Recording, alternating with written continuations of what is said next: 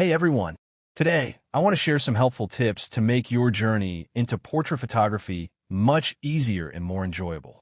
Let's start with the reason why. I don't know exactly why you're interested in portrait photography, but I can share what draws me to it. I've been photographing all kinds of subjects for nearly 20 years. Still life, nature, sports, wildlife. But portrait photography is the one thing that's always kept me inspired. Every face is different.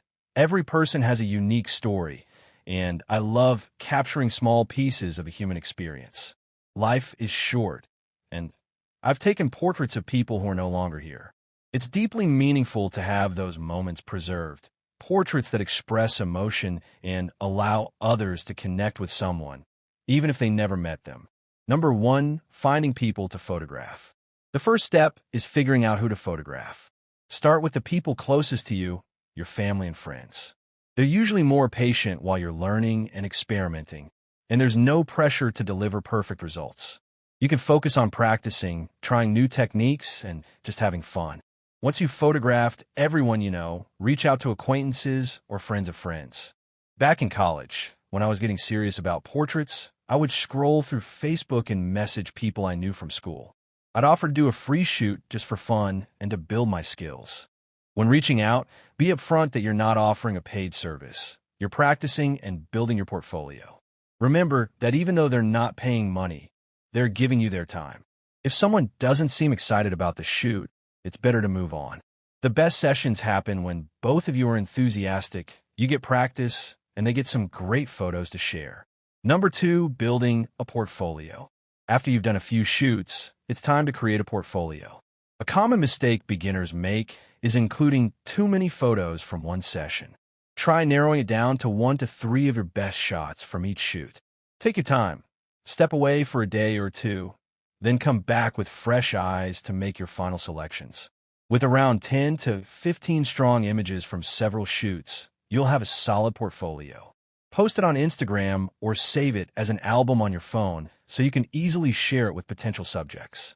This helps show that you're serious about photography and know how to use your camera. Once you have a small portfolio, you can start reaching out to models.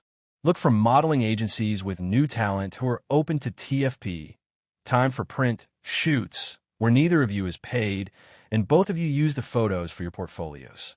You can also join Facebook modeling groups or search hashtags like #YourCityModel on Instagram and contact people directly. Number 3, essential gear. Now let's talk about gear. I'll assume you already have a camera. One piece of equipment I highly recommend is a fast 50mm prime lens. A 50mm f/1.8 is a great budget option, and a 50mm f/1.2 is one of my favorites. This focal length is extremely versatile, perfect for close-up headshots or wider environmental portraits. Another classic choice is an 85mm prime lens, f/1.8 or f/1.4. It's slightly tighter, which is ideal for waist-up shots or headshots, and it gives you beautiful background separation and smooth bokeh. Number 4, mastering light. Lighting is one of the most important elements in portrait photography. Start by paying attention to natural light. Notice how it hits your subject, where the sun is positioned, and how conditions like clouds affect the mood. Once you understand natural light, experiment with reflectors to bounce light and diffusers to soften it like a cloud does. These tools give you more control over your lighting. From there, try adding off-camera flash. Shooting through umbrellas or using modifiers lets you shape, direct, and color the light. Combining natural light with flash gives you creative flexibility and control over the final image. Number 5, on-shoot tips. Portrait sessions involve more than just your camera. You're managing lighting, composition, posing, and helping your subject feel comfortable. And that can feel overwhelming, especially at first. To make shoots smoother, learn a few basic poses, lighting setups, and composition techniques before you go out. Plan ahead with a shot list or mood board. Collect a few reference images from Pinterest or Instagram to guide you during the shoot. Don't copy them exactly. Use them as inspiration when you feel stuck. Another tip, show your subject a few photos during the shoot. Some photographers avoid this, but I find it helpful, especially when you're learning.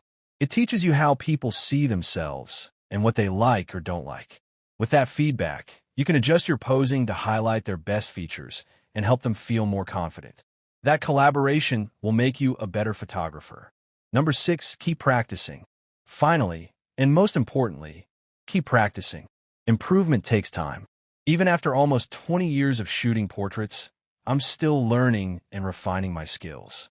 One of the fastest ways to grow is to get feedback from a few trusted photographers whose work you admire. Listen to their critiques and apply what you learn. At the same time, ignore negative comments from strangers online. The internet can be harsh, and unsolicited opinions won't help you grow. Focus on your progress and keep experimenting. Portrait photography can feel challenging in the beginning, but it's also one of the most rewarding forms of photography.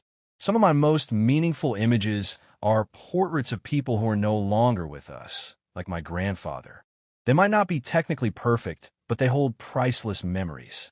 Thanks so much for watching.